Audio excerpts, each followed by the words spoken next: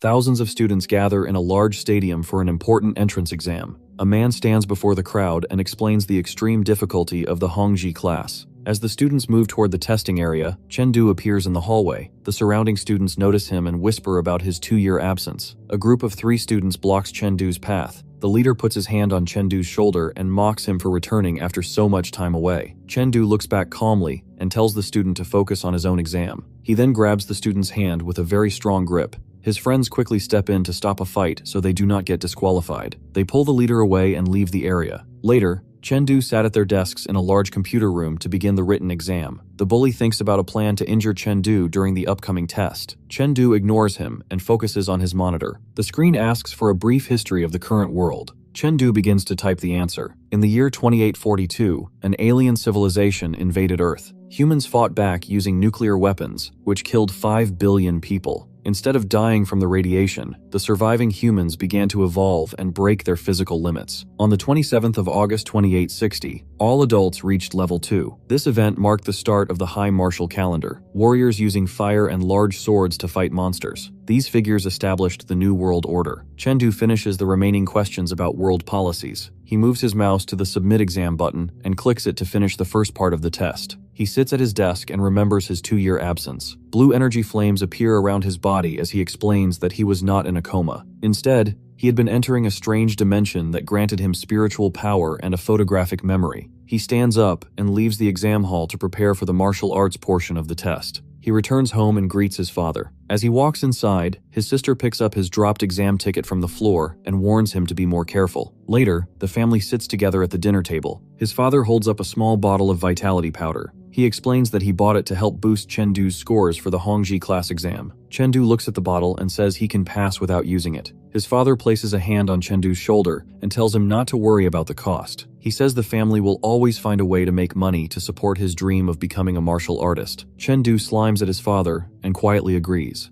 In his room, he looks at the bottle of vitality powder. He thinks about how much money his father spent on it. He knows he must become a martial artist to keep his family safe. He sits on his bed and closes his eyes to meditate. A blue flame appears between his hands as he enters a deep sleep. He wakes up in a cold world made of ice and giant blue crystals. He stands in the snow holding a long sword. Every time he sleeps, he comes here to fight monsters. He explains the rules of this space. If the monsters destroy the crystal, he will stay in a coma for the next day. If he dies while fighting, he wakes up with more energy. Defending the crystal increases his spiritual power and makes his memory stronger. A blue screen appears in the air. It says the next wave of monsters will arrive in 30 seconds. Only the first victory of the night gives him rewards. Chengdu grips his sword as more monsters appear. He moves quickly and slashes through them with orange streaks of energy. Chengdu stands amidst the debris, his face covered in bruises and sweat. He calls out to open his status panel. A system screen appears, showing his current stats and progress. His life intensity is level 5.1, and his strength is 1,100 pounds. A warning message flashes, announcing that the 5th wave of monsters is arriving. A massive red dragon with glowing eyes appears and roars. It releases a powerful blast of fire from its mouth. Chengdu runs across the cracked ground to escape the flames. The dragon then strikes with a giant, sharp claw. Chengdu jumps into the air and narrowly dodges the attack as the claw slams into the earth. The dragon swings its tail and hits Chengdu while he is in the air. He crashes to the ground and rolls across the dirt. Chengdu realizes he has finally learned the monster's attack patterns after many previous deaths. He leaps toward the dragon's head and uses a special move called Light Sword Style, Breeze Under the Forest. The dragon roars in pain and enters a berserk state. Its body begins to glow with orange fire and sparks. Chengdu holds his arm and notes that he was careless, but is not badly hurt. The monster opens its mouth and roars again. Chengdu runs forward with his sword. He leaps over the red dragon's head as it tries to bite him. He quickly slides underneath the dragon's body to avoid a blast of fire. He notes that his smaller size gives him the advantage of agility. He jumps high into the air and spins his body. He brings his sword down in a powerful vertical strike. A bright blue beam of light follows the blade. The sword cuts deep into the dragon's head, causing blood to spray. The dragon collapses to the ground with a heavy thud, creating a cloud of dust and debris. Chengdu lands on the monster's back and stands over it. A system notification congratulating him for defending against 5 waves of monsters. He gains 1 level of mental power and receives a rare technique called the Void Immortal Visualization Method. Chengdu looks sweat-drenched and surprised as he realizes the value of the reward. He explains that this method allows a person to actively train their mental power. A new screen flashes a warning. It states that the next wave of monsters will arrive soon. Chengdu breathes out a puff of air and narrows his eyes. In the distance, a large group of 30 monsters emerges from the shadows. Chengdu notes that their power level is much higher than his own. He admits that he cannot pass this level yet. Back to his bedroom, Chengdu opens his eyes and wakes up from his sleep. He sits on his bed in a meditative pose. He decides to examine the visualization method reward. A glowing blue book appears in his hands. He is suddenly transported into a mental space where he stands on a glowing blue surface that ripples like water. A dark entity appears before him. The creature has multiple red eyes and a wide, toothy grin against a red and black background. Chengdu looks up at the giant as he realizes that gazing at this giant is the trial he must complete to train his mind. Back in the real world, Chengdu sits on his bed in a meditative pose. A bright blue aura surrounds his body as he focuses on the visualization. His sister opens the door and tells him that it is time to eat. She sees that his body has become very muscular. She asks if he was always this handsome. Chengdu smiles and ruffles her hair while she tells him to stop. After she leaves, Chengdu looks at his reflection in a mirror. He notices his physical changes and wonders if they are caused by the visualization method. He puts on his tracksuit and picks up his backpack. He tells his father and sister that he is leaving for the exam. He arrives at the Liang City No. 1 high school gymnasium for the next part of the exam. He stands on the basketball court and flexes his muscles. He feels that his body has improved because of the visualization method. The group of 3 students from before approaches him again. The leader mocks Chengdu for being at the bottom of the class rankings 2 years ago. Chengdu replies that he is still better than those who failed the written exam. One of the students becomes very angry and shouts at Chengdu. Chengdu smiles and tells them that if they cannot hear properly, they should not take the exam. The leader grits his teeth and looks furious at the insult. Chengdu tells the leader not to take the comment personally. Another student steps in and puts a hand on the leader's shoulder. He tells the group to stop arguing and focus on the upcoming assessment instead. Feng Rui walks away and shouts a final threat at Chengdu. Chengdu's friend looks terrified and grabs his arm. He warns Chengdu that Feng Rui is dangerous because his uncle is the dean of students. He explains that the dean leaked the exam questions to Feng Rui. Chengdu listens with a serious expression and realizes he must be careful. An announcement over the intercom says the martial arts assessment is starting. The test is divided into a strength test and a combat duel. The students form lines in the gymnasium. For the strength test, students must punch a large purple machine. The rules state that the student with the lowest score in each group will be eliminated. Chengdu looks up at a small camera drone floating above him. He pulls back his arm and clenches his fist. Feng Rui smiles and expresses confidence in his strength. The first group assessment begins. Feng Rui throws a powerful punch with red motion lines. He strikes the purple testing machine with a loud thud. His friends cheer and shout that he is too strong. They note that his strength has reached 1,400 jin. One of Feng Rui's friends looks smug and predicts that someone will be eliminated this round. A massive force hits the machine, creating a bright purple glow and a large impact. All the students in the gymnasium stop to look. Feng Rui looks confused and begins to sweat. He sees that Chengdu produced a force of 1,500 jin, despite having a life intensity of only 5.1. The other students whisper in surprise and wonder why Chengdu was not ranked in the top 50 last year. Chengdu's friend shouts and cheers with excitement. A proctor stands with his hand on his chin, thinking about Chengdu's high strength score. He asks an assistant for Chengdu's student file. The proctor reads that Chengdu has reached a high level in martial skills, despite being away from school for 2 years.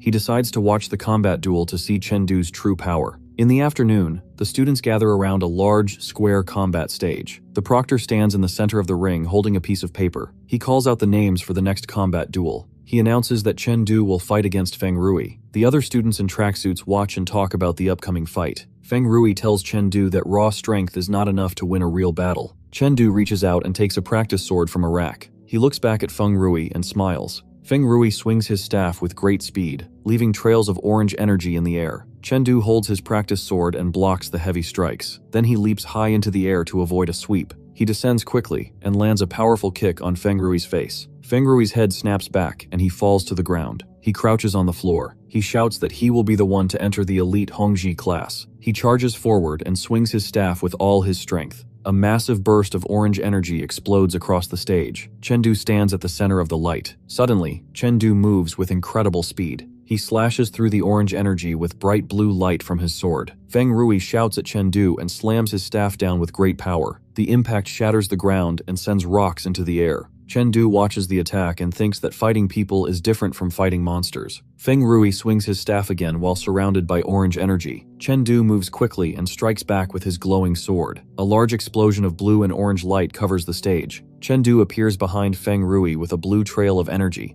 Feng Rui looks terrified and sweats as the blue light hits him. He coughs up a large spray of blood and falls back. Feng Rui reaches behind his back to grab a hidden dagger from his waistband. Chengdu lands a series of fast strikes on Feng Rui. He finishes with a powerful punch to Feng Rui's face. The force of the blow sends Feng Rui flying across the stage. His friend's brother shouts with excitement at the victory. Other students whisper in disbelief and question how Chengdu became so strong. The teacher calls for the medical team, and 2 staff members carry Feng Rui away on a stretcher. The teacher then calls Chengdu over. He bows to the teacher and apologizes for using too much force during the fight. The teacher places a hand on Chengdu's shoulder and tells him that injuries are a normal part of combat. He advises Chengdu to go home and stretch after his hard work. The proctor tells an AI assistant to call the principal. Chengdu walks through a quiet hallway. He realizes his family will not be home for a while. He approaches a large white machine called a virtual combat capsule. He explains that the school provides these to all students for training. Inside, a user can fight virtual opponents of similar levels. He mentions that his rank is currently bronze.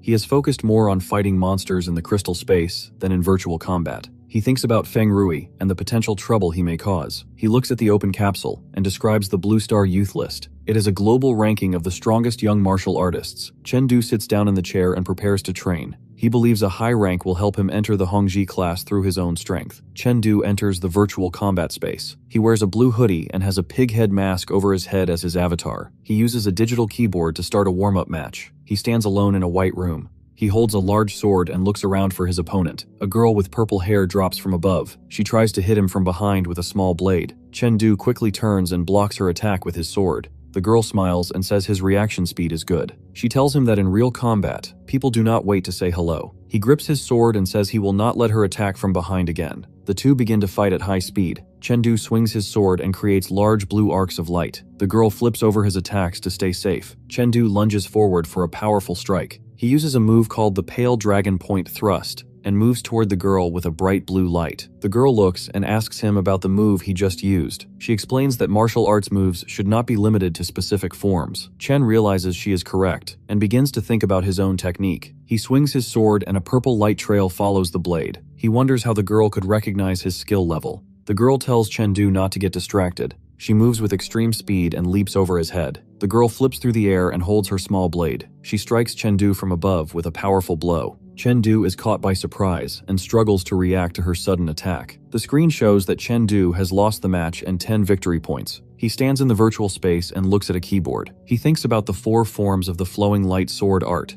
He realizes that the moves are similar to an assassin's style. He decides to test this new strategy in a real combat match. A new opponent appears in the arena. He is a very large, muscular man holding a heavy iron ball on a long chain. Chengdu looks worried and notices that the opponent has a weapon advantage. He charges forward with his sword. A bright blue trail of light follows his body. He uses a technique called painting the ground as a prison. Chengdu jumps and uses another move called golden prunes ringing to the heavens. The large man looks angry and yells at Chengdu. He pulls the heavy chain with both hands to move his weapon. The giant iron ball falls directly toward Chengdu. Chengdu looks at his opponent from behind his pig mask. He activates a move called Breeze in the Forest. A massive explosion of blue energy fills the arena as the giant iron ball slams into the floor. Chengdu suddenly appears behind the large man. The man looks over his shoulder with a terrified expression. He asks how Chengdu moved so quickly. Chengdu raises his sword and uses the Pale Dragon Point Thrust. The screen announces that TSK Bear has won the match. Chengdu receives 10 victory points. He stands alone in the white room and looks down at his practice sword. He thinks about the move he just performed and questions the nature of sword skills.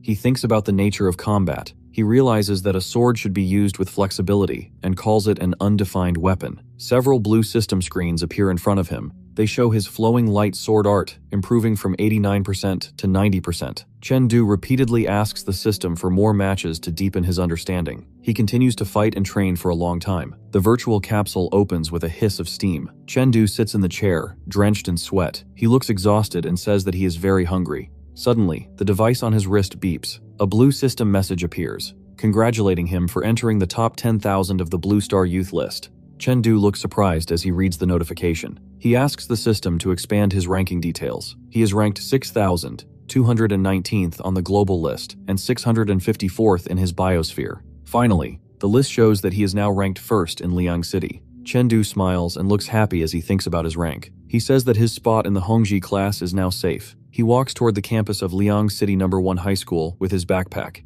Feng Liguo, the dean of students and Feng Rui's uncle, stops him. He points his finger and yells at Chengdu for not greeting a teacher. Chengdu looks back and says hello calmly. The dean continues to point his finger and shouts about Chengdu's appearance. He asks what Chengdu is wearing. Chengdu looks down at him and says he is wearing his school uniform. In the background, other students begin to laugh at the dean. The dean turns and screams for them to be silent. The surrounding students whisper that the dean wants revenge because Feng Rui is still in the hospital. Some students say that Chengdu only won his match because he used banned drugs. Chengdu stands on the paved walkway while the dean continues to confront him. The dean swings a wooden stick at Chengdu. Chengdu leans back to avoid the strike. The dean looks very angry and shouts about school regulations. Chengdu asks the dean which rule he is breaking. The dean becomes more furious and swings the stick again. Chengdu reaches out and catches the stick in his hand. The dean screams that he will report Chengdu to the principal to have him expelled. A voice suddenly asks who is looking for them. Principal Li Mu and Mayor Wang Anquan walk toward the group. The dean quickly points his finger at Chengdu and tries to complain to the principal. The principal and the mayor ignore the dean's complaints. They walk directly to Chengdu. The mayor places his hand on Chengdu's shoulder and laughs. He announces that Chengdu is now ranked number 1 on the Liang City Youth List. He also reveals that Chengdu has entered the top 10,000 on the Global Blue Star Youth List. The dean and the surrounding students stare with their mouths open. They look shocked and terrified by the news. The dean collapses and sits on the ground. The principal asks Chengdu to follow them to a meeting room. Chengdu walks behind the principal and the mayor. The principal explains that Chengdu is being transferred to the Hongji class immediately. Inside the meeting room, 2 other students are introduced. Moret is the top student of the Hongji class, and Lu Bo is the second-ranked student in Liang City. The 3 students look at each other silently. They sit at a long table with the school officials. The principal speaks to the group. He explains that the top 3 students from 100 cities will participate in a competition. The event is called the 3-day 100 Cities Hegemony Tournament. It will be held at High City No. 1 High School. The principal explains that a level 15 martial artist will lead the team. The principal details the rewards for the top 10 finishers, including bonus points and cash prizes. Chengdu listens with a steady expression. The principal asks the 3 students if they are willing to participate. Moret raises a hand and asks why the competition does not use virtual combat capsules. The mayor explains that district leaders prefer real combat. He notes that students will wear special suits to balance their life intensity for fairness. Chengdu looks down and calculates his current strength. He determines that he has a high chance of reaching the top 3. The mayor drinks from a cup and tells the students not to feel overwhelmed. Chengdu raises his right hand and says he will participate. Lu Bo and Moret also agree to join. The mayor smiles and gestures with his hands while praising their courage. He tells them they will be notified of the departure time later. Chengdu walks out of the meeting room and closes the door. He thinks about his family and his desire to provide them with a better life. He clenches his hand and resolves to finish in the top 3 of the 100 Cities War. Chengdu walks into the Hongji classroom and notices that the desks do not have student names on them. He chooses a seat and sits down. A large student named Peng Hu approaches and slams his hand onto Chengdu's desk. Peng Hu has an arrogant expression and tells Chengdu to leave. Chengdu thinks to himself about how the student is trying to bully him. Suddenly, Moret appears behind them and places his hands on both of their shoulders. Moret tells Peng Hu that Chengdu is new and does not know the rules yet. Chengdu looks surprised and begins to sweat, realizing that Moret moved silently and has a much higher power level. Peng Hu looks at Moret, grumbles, and decides to leave Chengdu alone for now. Moret explains the rules of the Hongji class to Chengdu. He points to the desks where several chairs are stacked upside down. He explains that the bottom 10 students in the monthly seat ranking must stand during class for the next month. Moret smiles and tells Chengdu that he must now challenge another student for a seat. Chengdu looks back and asks if there are any other benefits to having a high rank. Moret sits down in a chair marked with the number 1. He explains that a higher seat ranking grants more resource subsidies for the month.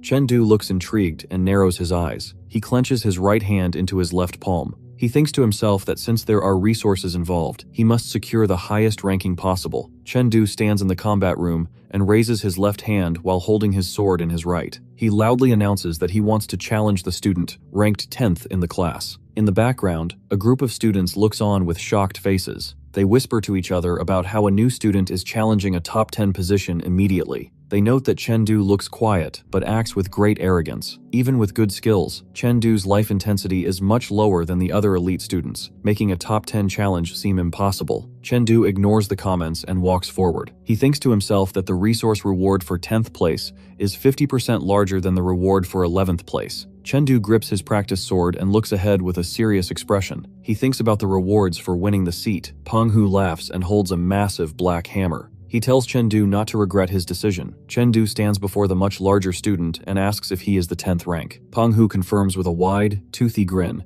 and tells Chengdu he is unlucky. The teacher tells Penghu to put on his protective gear and enter the arena. The teacher has a small smile, thinking to himself that Chengdu is being too impulsive and that losing would be a good learning experience for him. Both students walk into the center of the large combat arena. The match begins. Chengdu looks calm while Penghu smiles arrogantly. He shouts a taunt at our boy, but Chengdu stands still as blue energy swirls around his body. He tells Penghu they will see what happens. Penghu swings the massive hammer horizontally with great speed. He yells that Chengdu's reaction is too slow. In the background, other students watch with shock. They shout that the match is over. They believe Chengdu will lose because his life intensity level is lower than Penghu's. The teacher notices that Chengdu's life intensity has reached level 5.2. He thinks about how Chengdu was only at level 5.1 the day before. He wonders how Chengdu increased his power so quickly in one day. Penghu yells that he has won the match. He laughs loudly as he swings his hammer. The hammer hits the ground with a loud thud. Penghu looks surprised as Chengdu is crouched low behind him. A giant pillar of blue light shoots up from Chengdu's sword. The energy hits Penghu and lifts him into the air. Penghu flies across the large room. He crashes into the floor near the other students. Murray touches his chin and thinks about Chengdu being a genius. The instructor confirms he has taken the 10th seat. He asks if Chengdu wants to challenge anyone else.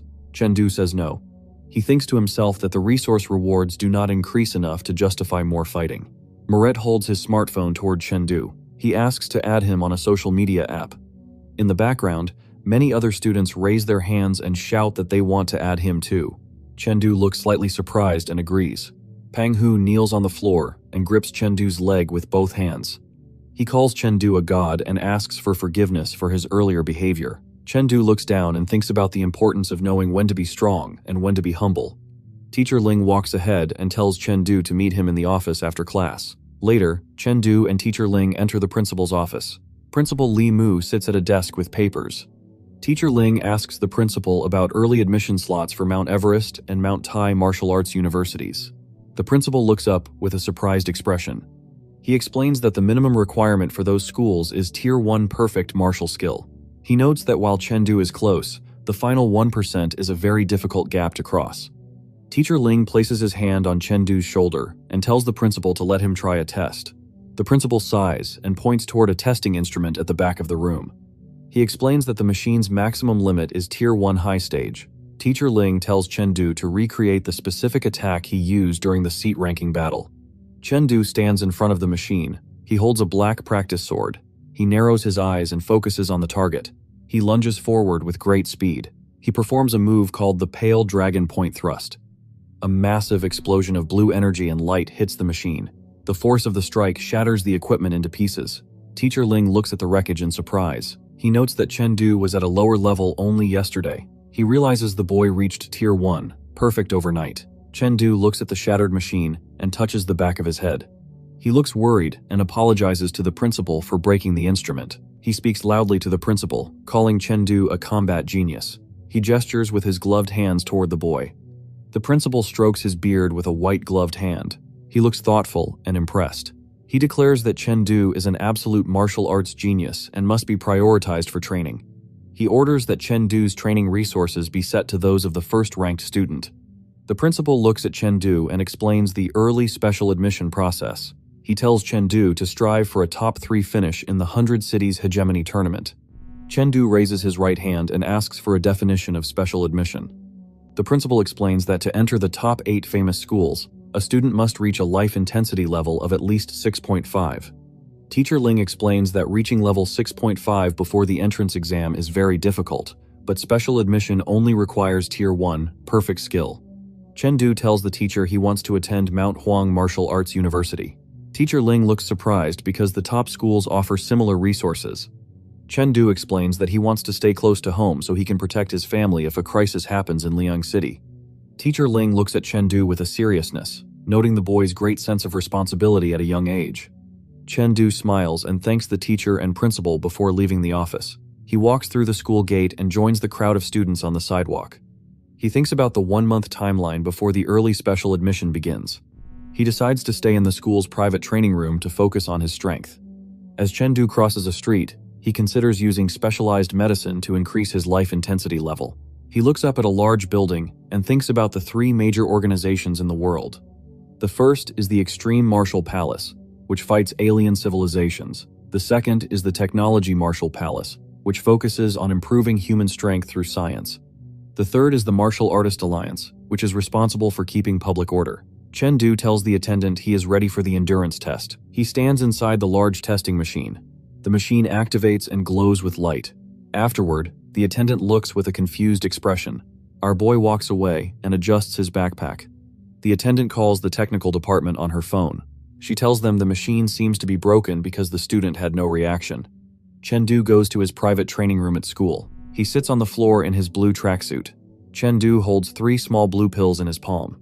He calculates that taking 3 pills at once will make the pain 10 times stronger. He decides to swallow all 3 pills together. Blue lightning surrounds her. He grits his teeth and looks in pain as electricity sparks across his body. After the light fades, he wipes sweat from his face and exhales. A screen appears. It shows that his life intensity has increased from 5.2 to 5.3. Chengdu stands up and looks at his hands. He thinks about reaching level 6.5 to secure his future. He looks at a small box on the floor. Most of the pills are gone. He calculates that his current supply will only last 5 days. He sits back down against the wall and realizes he must win the upcoming tournament to earn more money for medicine. The side effects of the pills make his body feel heavy and frozen. He decides to train his mind since he cannot move his muscles. He closes his eyes to enter the crystal space. He remembers fighting large monsters called green firefly giants all night. Afterward, he arrives at the Hongji class to receive his new resources. A teacher with long red hair and glasses named Yadi enters the room. She is a member of the Martial Artist Alliance. She stands at the front of the classroom and slams her hands onto the desk to get everyone's attention. She explains that her life intensity is above level 15. The teacher begins a lesson on mental power, how physical strength is normally spread throughout the body. She explains that mental power allows a person to concentrate all their strength into one point. This technique is called mental power attachment, and it increases explosive power. She warns the students that mental power is very limited until it reaches tier 10. She advises the class to focus on their life intensity levels for the upcoming college entrance exam. The teacher tells all the students to stand up for a test. She holds a short purple flute in her hand.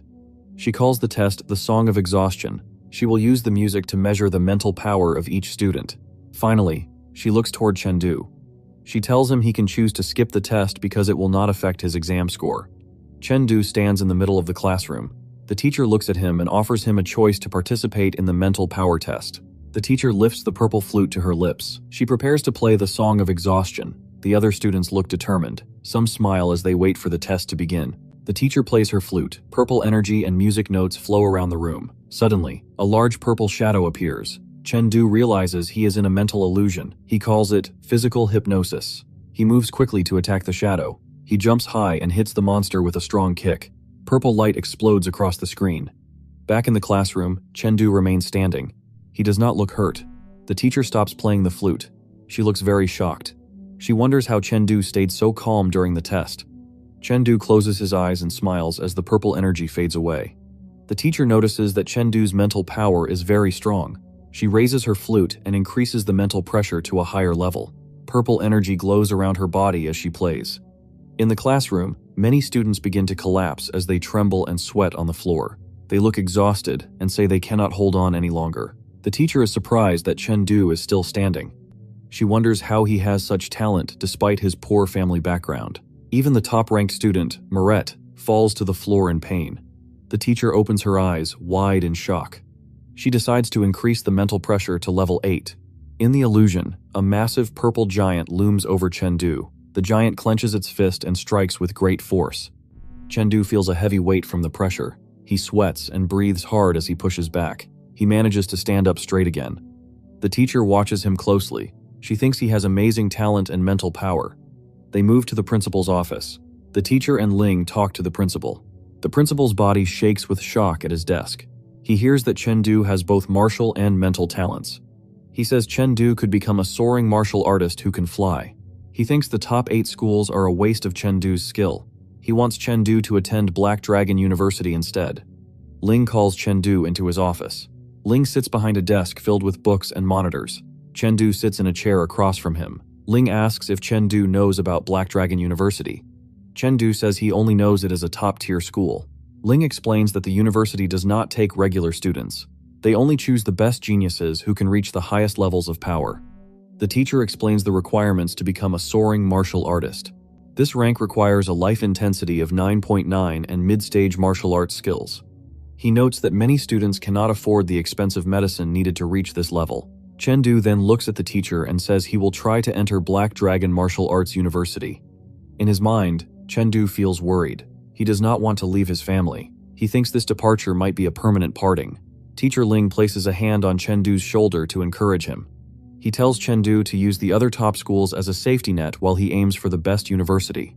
The 100 Cities Hegemony tournament is only 1 month away. Inside a house, a hand holds a plate of food. A voice calls out that breakfast is ready. Chengdu responds to the call and begins to walk toward the meal. His sister eats breakfast and observes her brother. She notices his figure has improved and he looks more handsome. Chengdu tells his parents and sister that he will live at the school starting today. He explains that he must focus on his strength to prepare for the tournament happening in 1 month. His mother looks concerned and tells him to watch his health so he does not faint again. The sister looks surprised and asks how he can get a room after the school year has already started.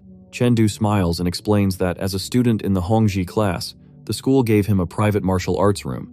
He says the room has a specialized area for him to rest. His father smiles and gives a thumbs up. He tells his son to keep improving and to ask for anything he needs. He encourages Chengdu to charge forward. He finishes his meal and stands up from the dining table. He places his black backpack over one shoulder.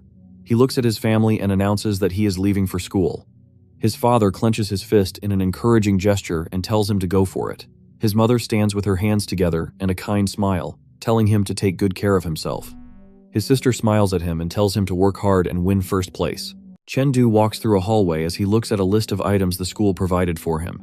These items include 90 bags of Qi blood milk, 30 Qi blood pills, and 4 bags of powder. He calculates that these resources are worth at least 50,000 yuan. He thinks to himself that martial arts is a sport for wealthy people. He places his hand on the glowing screen as he is active and unlocks the door. He stands in front of his new private training room and resolves to spend all of his time from now on focusing on his classes and his physical training. Inside his private training room, he speaks to his AI assistant and orders the AI to increase the gravity in the room to 5 times the normal amount. The AI responds, "Yes, master." Blue energy comes out from Chengdu's body and he grits his teeth and grips his sword tightly. He thinks to himself that the pressure feels like 15 adult elephants are pressing down on his body. He says it will be interesting to fight a machine under these conditions. A screen announces that the 4th round of practice is starting. A giant training robot with glowing red eyes and large red boxing gloves appears in front of him. The robot swings a fast punch toward Chengdu's head. Chengdu knows that in this environment, a single mistake could tear his muscles or break his bones. He decides that he cannot block the robot's attacks directly. The training robot suddenly changes the path of its punch mid-air. Chengdu leans his body back to avoid the strike. A status screen appears on the robot's face. The screen says his evasion efficiency is 87%. The system warns him that his energy consumption is too high. It suggests that he reduces unnecessary movements. The robot then attacks with its hand and foot at the same time. Chengdu jumps backward to create distance. He realizes the robot is trying to block all his normal escape routes. Chengdu smiles and says that since he cannot dodge the attack, he will make the robot feel the heavy pressure of doubled gravity. He quickly steps his foot firmly onto the robot's moving limb. The robot strikes down from above. Chengdu grips his sword with both hands and holds it high to block the attack. Bright blue energy shatters around his feet as he takes the heavy impact. Suddenly, the giant robot collapses to its knees. Thick white smoke pours out of the robot's head as a loud crash echoes in the room. Chengdu lands smoothly on the floor behind the machine and looks back at his defeated opponent. White smoke rises from the robot's neck as its single red eye glows brightly. A system message announces that the robot is using its last resort. The robot suddenly lunges toward Chengdu with its long arms stretched wide open. Chengdu holds his sword and looks surprised. He wonders how the machine can use such an underhanded tactic. The robot falls to the floor and wraps its long arms and legs tightly around Chengdu from behind. Chengdu sits trapped in the robot's grip. He speaks to his AI assistant and orders it to turn off the heavy gravity. He calmly asks the robot to let him go, while the robot's system repeatedly flashes the last resort warning. Later, Chengdu sits alone on the floor in a meditative pose. His sword rests on the ground beside him. He breathes out a sigh and notes that his physical body has reached its absolute limit. He decides to relax his muscles for now. He plans to use his Void Immortal Visualization method to train his mental power next. He enters his mental space and stands on a rippling red surface beneath a dark sky. A massive black shadow with multiple glowing red eyes and a large open mouth looms above him. A bright blue aura surrounds Chengdu's body. He clenches his fists and his eyes glow white. He challenges the shadow, shouting for it to come so he can gain mental power experience points. In the real world, Chengdu sits cross-legged on the floor and bows his head and realizes his mental power has increased by 0.3 levels. He tries to move his body, but begins to tremble. He groans and says that his legs have gone completely numb. Chengdu exhales a small breath and looks very tired. He notes that his mind is exhausted and his physical body has not fully recovered yet. Because of this condition, he decides to just go to sleep. He falls backward and lies completely flat on the floor with his arms and legs spread wide. His eye is shown as he slowly drifts into a deep sleep. Suddenly, he wakes up standing in a completely different environment. He is inside the cold crystal space. Giant, sharp blue crystals tower behind him. He stands firmly and grips his long sword with both hands, resting the tip of the blade on the ground. From the shadows, massive green barbarian giants with glowing red eyes and green patches on their skin begin to emerge. He remembers that during their last encounter, he failed to kill even a single one because he did not understand their abilities. He stands alone in the vast dark space and rests his sword on his shoulder. He declares that this time, he will definitely test his strength against them. He grips his sword on his right shoulder and clenches his left fist. A dark blast strikes the arm of a giant. The giant looks down at its wounded shoulder. Chengdu observes the monsters and realizes that the green patches on their skin are not curses or birthmarks. He explains that these patches contain healing energy. Chengdu dashes forward with his sword drawn and strikes a giant, creating a bright flash of light. He notes that the green barbarian giants only have high health and no other special abilities. He determines that if he destroys their green patches first, the monsters will no longer be a threat. He holds his sword ready and declares that now is the time to strike. He brings his weapon down with great force. The giant monster falls backward and crashes to the floor. A massive explosion creates a cloud of dust and debris. Chengdu stands firmly as bright blue energy flows from the tip of his sword. He notes that his body feels incredibly light. He decides to continue his heavy gravity training as soon as he wakes up. He dashes forward at high speed. He thinks to himself that if he continues to train this way, he will definitely reach the top 3 in the 100 Cities Hegemony tournament. After some time, he arrived at High City. The highly anticipated day of the 100 Cities Hegemony tournament has finally come. Inside a grand hotel lobby with high gold ceilings, Chengdu looks around in awe. He thinks to himself that this is his first time visiting such a luxurious hotel. Teacher Ling walks ahead and raises his hand, telling the students to follow him. Suddenly, an angry voice shouts out, asking why he is not allowed to sign in. Chengdu turns his head to look at the commotion. A young man named Wu Ming, a participating student from Lu City, violently slams his hand down in anger. He yells that he arrived exactly on time, according to the rules. He aggressively asks why he is being targeted and demands a clear explanation. Wu Ming leans aggressively over the hotel reception desk. He stares down at the female staff member. He moves his hand to his waist and begins to draw his sword. They are shocked and wonder if Wu Ming is actually going to attack and hurt someone right here in the lobby. Chengdu looks at the angry student and thinks to himself that this rough person's martial arts level is very high and might be equal to his own. The other students behind Chengdu also look shocked by the man's power. A girl, named Zhou Xiaogu, walks forward. She is a member of the High City team. She calls out to the receptionist. She instructs the staff to let the angry student sign in. However, she declares that his missing teammates will be marked as forfeiting the tournament. Zhou Xiaogu stands on a high glass balcony overlooking the lobby. The crowd of students looks up at her and points. They whisper with excitement and call her the Sea Princess. The students say she looks much more beautiful in person than in her pictures online. Chengdu looks confused and repeats the title, Sea Princess. The student in the beanie smirks at him. He assumes Chengdu is attracted to her and tells him to give up immediately. He explains that the girl's name is Zhou Xiaogu. She is the only daughter of the principal of High City No. 1 High School. He says her family power, wealth, reputation, and personal talent are all at the highest level. He tells Chengdu that he has no chance with a girl of her status. Suddenly, Chengdu opens his eyes wide in shock. He remembers where he saw her face before. Zhou Xiaogu leans her arms on the balcony railing and looks down calmly. Chengdu realizes she is the exact same person who used a sneak attack to defeat him in the virtual combat capsule. He remembers her username was the little girl selling nuclear bombs. He is surprised because he thought her virtual face was just a computer-generated avatar. He realizes her face is exactly the same and notes that she is very beautiful in the real world. The student tells Chengdu to stop daydreaming. Chengdu smiles slightly and looks forward with an excited expression. He thinks to himself about meeting his online rival in real life. He believes she will not recognize him. He remembers that her martial arts skills were one step ahead of his in the past, having already reached Tier 1 Perfect. He wonders how strong she is now and feels glad he decided to come to the tournament. The scene changes to a hotel room numbered 301. Inside, a teapot steams on a small stove. Teacher Ling sits on a sofa and pours tea. Chengdu and the two other students sit on chairs across from him. Teacher Ling tells the group that the tournament rules are different this year.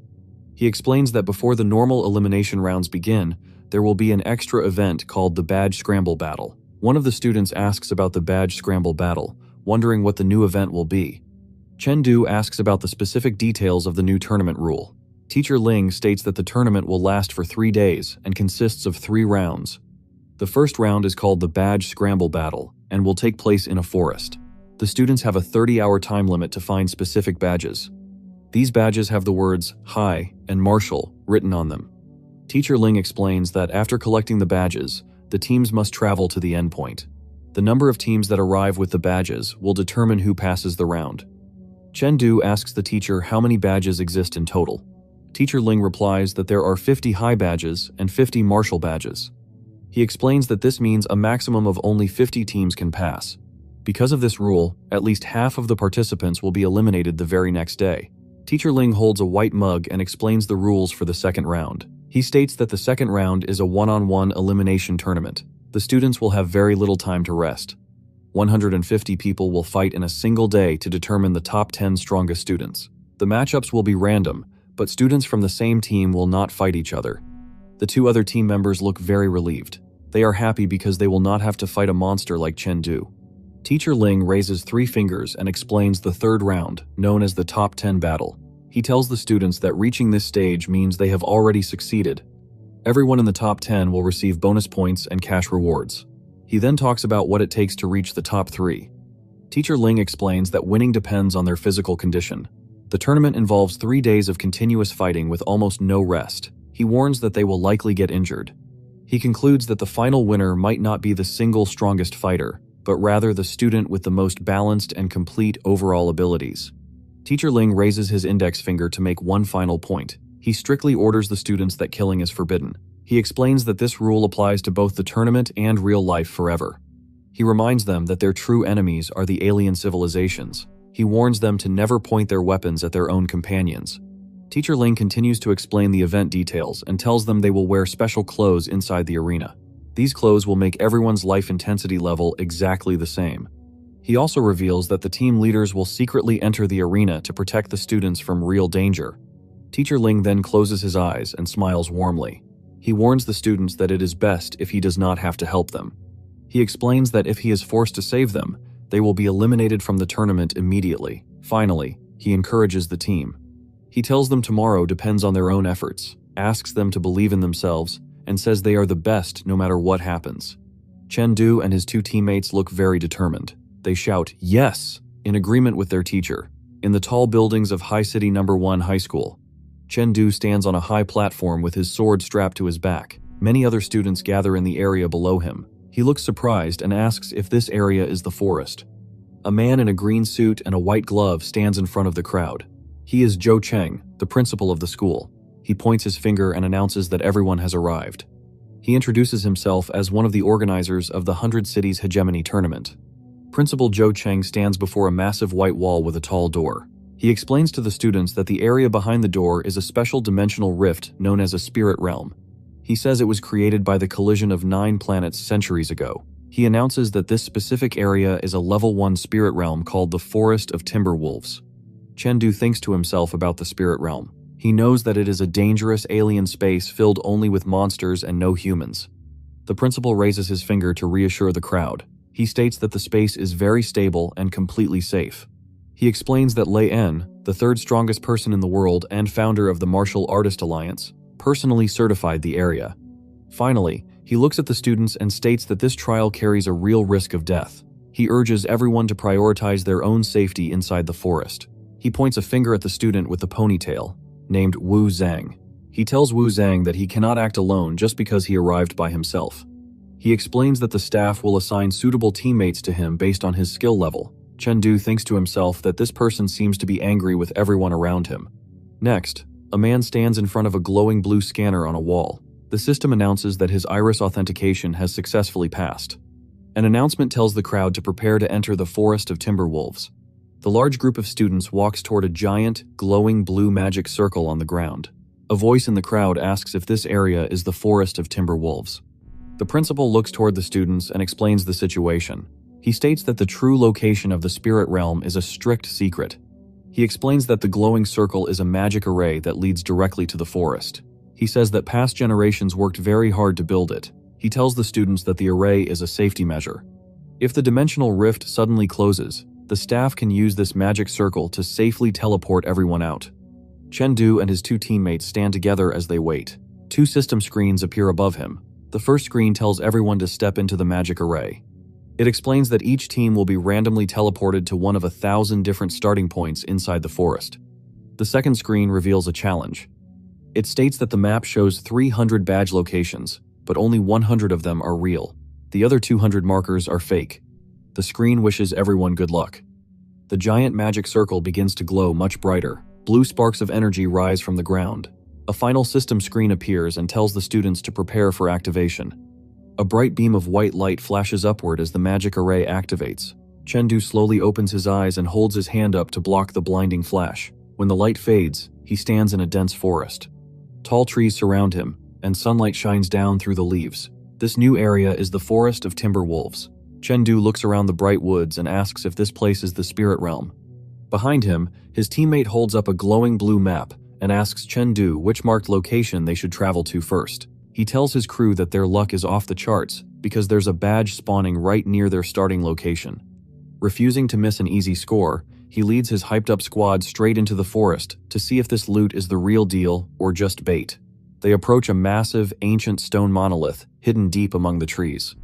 Suddenly, something strikes the pillar with pinpoint accuracy, shattering the outer stone to reveal a glowing blue badge embedded perfectly inside. Chengdu casually reaches out and taps the glowing prize. He stands there, completely relaxed. He tells his crew that he fully expected the early drops to be fake traps, but they actually struck gold. His buddy suddenly panics, screaming for him to watch out as danger violently approaches. Out of nowhere, 2 massive, razor-sharp energy spikes tear through the air, crashing into the ground with explosive force right where they were standing. Chengdu reaches over his shoulder and grips the handle of his large sword. He looks forward and states that he did not expect to encounter someone else so quickly. 3 students appear among the trees. Identifies them as the Wuhai City team. The team leader stands in the center holding a long silver spear. 2 teammates crouch beside him, also holding spears with wide blades. The leader addresses the Liang City team directly. He demands that they hand over their badges immediately if they do not want to be eliminated from the tournament. Chengdu narrows his eyes and observes the enemy team. He thinks to himself about how quickly they were targeted right after entering the forest. Chengdu's 2 teammates step forward. One clenches his hand and yells for the enemies to come and try to take their badges. Chengdu remains calm and tells his team to leave the fight to him. He states he will fight them alone. His teammates look surprised and begin to sweat. The 3 enemies leap high into the air. They point their spears down toward Chengdu. Purple energy glows from their weapons. They unleash an attack called Comet Spear Art Third Stance, boiling the loot and burning the crane. The enemy leader shouts that Chengdu does not know the immensity of heaven and earth. A single black sword blade blocks the 3 purple spear strikes at the exact same time. The enemy leader lands on the ground and questions how Chengdu blocked their combined strike head-on with a sword without falling behind at all. He grips the silver spear tightly, causing veins to pop on the skin. The enemy struggles and wonders how Chengdu is so strong when everyone's life intensity is restricted to level 5. Chengdu analyzes the enemy leader. He realizes Li Yuan is at the limit of Tier 1 high stage, which explains his arrogance. However, Chengdu notes that the other 2 enemies are much weaker. Suddenly, Chengdu's eye glows bright blue. He activates his level 9 mental power attachment. His hand tightens around his sword handle as glowing yellow energy gathers around his fingers. He swings his sword and unleashes a massive burst of energy.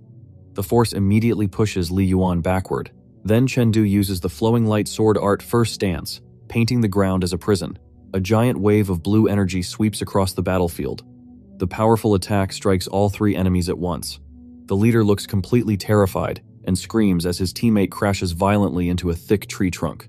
Li Yuan lands heavily on his feet and skids backward across the forest dirt. He drops to one knee and pants heavily, using his silver spear to support his weight. His 2 teammates lie completely motionless and unconscious on the ground behind him. Sweat drips down Li Yuan's face as he grits his teeth in anger and thinks to himself in frustration, wondering how Chengdu's sword could possibly strike with more weight than his own heavy spear. He questions exactly how much physical strength Chengdu truly possesses. Chengdu makes a tactical decision and thinks to himself that he must take down the strongest opponent first. Chengdu dashes forward with extreme speed. He thrusts his sword toward Li Yuan and calls out his next attack, the flowing light sword art second stance. Just as the blade approaches, a finger quickly stops it in mid-air. A man in a white suit and glasses suddenly appears. He blocks Chengdu's sword strike using only 2 fingers. Chengdu looks shocked as the man praises the powerful strike. Behind the man, Li Yuan trembles but holds his spear tightly. He shouts to Teacher Lin Bei that he can still fight. Teacher Lin Bei turns his head and tells Li Yuan that he has lost.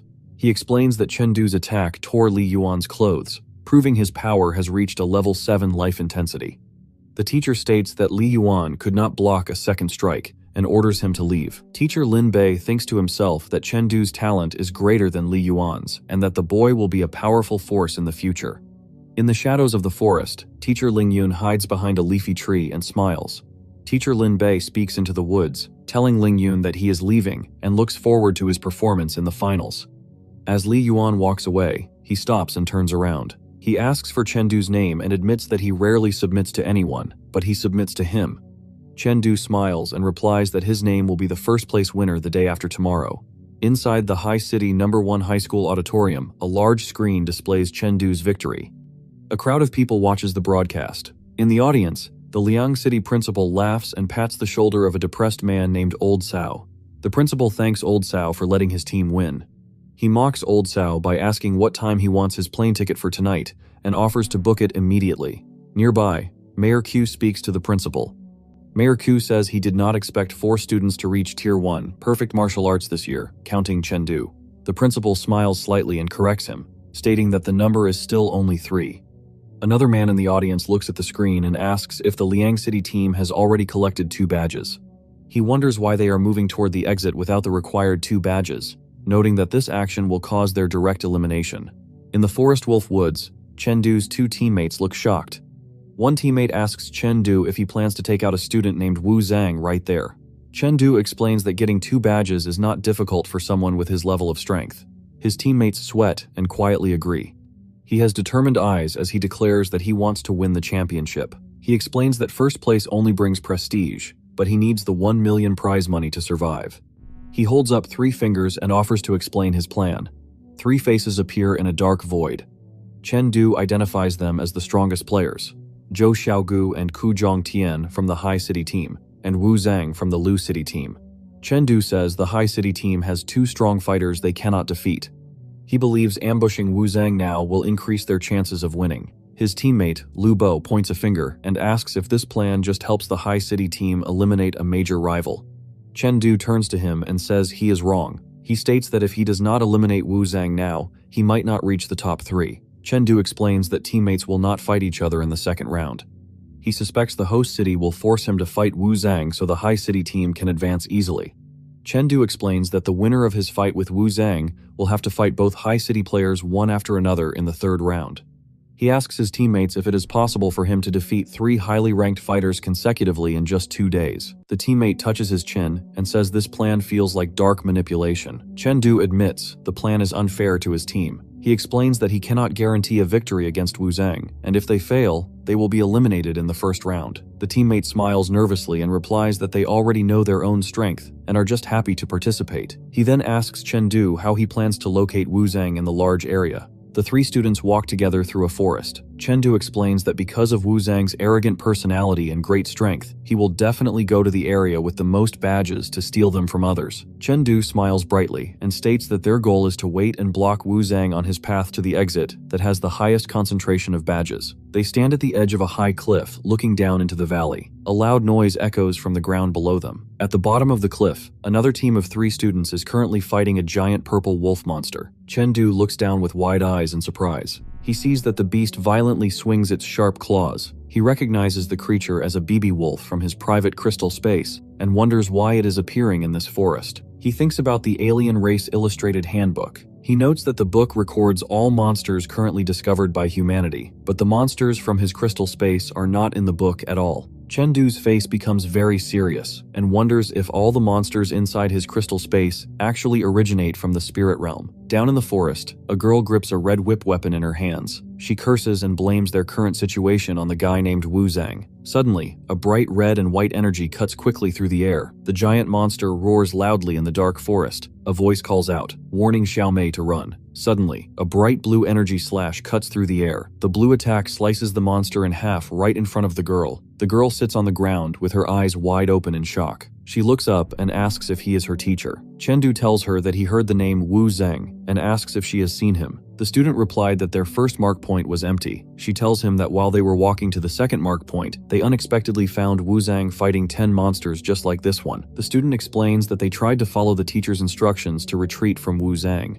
However, they did not expect a monster to target them and chase them all the way to this spot. Chengdu looks at the group and asks where the battle is taking place. They point toward a dark area and a voice says, "It is over there." Chengdu remembers that there are no badge markers in that specific direction. He wonders what Wu Zhang is doing in an empty area. Chengdu thinks that this unusual situation means something is wrong. However, he also realizes that if Wu Zhang is fighting many monsters, his stamina must be very low. He decides this is a rare opportunity to defeat a strong enemy. He shouts for his team to go. The 3 boys run quickly through the dark forest. One teammate smiles and says they are very lucky to get exactly what they wished for. The other teammate runs beside Chengdu and asks if he has a battle plan. Chengdu tells his teammates not to act rashly when they arrive. He explains that he suddenly has a bad feeling about the situation. He strictly orders them to follow his commands at all times from now on. The 2 teammates look at Chengdu and say, "Okay." The 3 students run together into the foggy forest. The group travels fast through the forest wolf woods. One teammate looks around and asks if they went the wrong way. He states that they have been running for a long time but still have not seen Wu Zhang. Suddenly, a fast streak of blue energy flashes past them. The 3 students stand still and look toward the sudden movement. Chengdu realizes his team has been tricked. Several wolves with glowing red eyes emerge from the darkness. Chengdu lowers his head and explains that the previous group lied about Wu Zhang's location. He says the group pointed them this way, so the wolves would kill them, allowing the other team to steal their badges. The teammates stand back to back with their weapons drawn. They realize they are surrounded by 20 monsters in a wolf den. Chengdu notes that these wolves are stronger than the ones in his training space. Chengdu shouts a strict warning to his team. He tells them they must not bleed because the blood will make the wolves go berserk. He instructs them to watch out for the sharp spikes on the wolves' claws. He dashes forward with extreme speed. He strikes a wolf with a powerful burst of blue and white energy as the beast roars loudly. An outside observer announces that the Liang City team has walked straight into a dangerous wolf den. A man says the team walked blindly without checking their map. He believes they will lose to the 20 wolves because only Zhou Xiaogu from the High City team is strong enough to fight them. The Liang City principal looks shocked and nervous. He wonders if Chengdu will be eliminated in the first round. Old Cao sighs and says they will likely leave together tonight. Principal Zhou about the students' chances against a medium-sized wolf den. Principal Zhou closes his eyes and replies that their chance is less than 10%. He explains that this test was created to make the students experience devastation. He states that while the cities are safe, the outside world is overrun run by monsters, and the students must face this reality. The man sweats and asks if the wolves can be avoided. Principal Zhou explains that the badges are placed behind the wolf dens. If students just follow the map, they will walk right into them. He notes that fighting a few wolves is a good test, but the Liang City team is very unlucky to meet 20 at once. The man wonders if their High City team will be safe. Principal Zhou smiles confidently and says the High City team has his daughter and the man's son, so even a large wolf den will not stop them. Back in the forest, Chengdu calmly looks back over his shoulder and says the monster was too weak to withstand a single blow. He thinks to himself that his plan is working. He is glad that he has successfully attracted most of the monster attacks. He believes that as long as the BB wolves do not enter their berserk mode, his two teammates should be able to hold on and survive. His teammates fight a large wolf. One teammate shouts Chengdu's name in worry. The other teammate tells Lu Bo that they must finish off their enemies as quickly as possible so they can go help Chengdu. The teammate leaps high into the air, swinging a glowing blue weapon. He tells Lu Bo that they will each take on 3 wolves. Suddenly, a massive wave of blue energy sweeps across the dark ground. He announces his next attack, the second stance of the flowing light sword art, golden prums ringing to the heavens. Chengdu leaps down from above with his sword glowing bright orange. He uses the flowing light sword fourth form, Azure Dragon Precision Thrust, to pierce a wolf with a powerful burst of blue light. His teammate wears a beanie and struggles to block multiple purple claw attacks from the wolves. He is angry because he always ranked first in his class before, but now he feels like he is becoming a heavy burden to his team during this fierce battle. Chengdu thinks about his situation and notes that the BB wolves have a life intensity of at least level 5, and the strongest is almost level 6.5. He realizes that even though he can use the power of a level 7, he cannot attack if the wolves do not make a move. Nearby, his teammate Mo Lighty struggles to dodge fast claw attacks from a leaping wolf. Chengdu observes the fight and notes that his other teammate, Lu Bo, is fighting a draw against 3 wolves and cannot help Mo Late. He thinks that his power and speed are still lacking just a bit. He states that if he can improve by another 1% and make his sword a little faster, they might be able to fight their way out. A giant wolf opens its mouth and roars loudly. Another wolf leaps forward to attack. Chengdu moves incredibly fast and swings his sword, creating a massive web of bright blue lightning. He thinks to himself that his slight lack of speed prevents him from breaking the wolf's cooperative defense. He slashes downward, leaving trails of blue and pink energy in the air. He thinks, "Good, this is the feeling," as he grasps the new technique. She moves forward and declares that he has finally broken through to Tier 1. Perfect martial arts mastery. A student stands before a wolf and apologizes nervously. Chengdu shouts an urgent warning to his teammates. He tells them they must leave immediately because the wolves are about to enter a berserk state. The teammate in the beanie hesitates and stammers, but a dark wolf with glowing red energy quickly charges right at him. Chengdu moves with incredible speed. Blue lightning crackles around his body as he leaps through the air to intercept the attack. Chengdu lands and stands in front of his teammates with his sword drawn. He instructs them to use this opportunity to retreat while he holds off the wolf pack. He warns them that if they delay any longer, he will run out of the energy needed to protect them. The 2 teammates turn and run away quickly, agreeing that staying would only hold Chengdu back. Chengdu is left standing alone, and blood drips from his sword. He thinks to himself that he was holding back his power earlier because he was afraid of accidentally injuring his teammates. He looks focused and relieved and notes that it will be much easier to fight now without any reservations, and he prepares to test the full extent of his strength against the fierce wolf monster waiting in the shadows. A wolf leaps down to attack Chengdu as an observer notes that Chengdu's life intensity has reached level 7. The battle is broadcast on a screen in an auditorium. A man with glasses says that Chengdu's explosive power shows his actual life intensity must be much higher than level 7. Another man adds that Chengdu's ability to completely suppress the pack of wolves is terrifying. Principal Zhou Cheng agrees that Chengdu's strength is terrifying, but he states that the real terror is the boy's bottomless stamina. The man next to him looks shocked to hear this.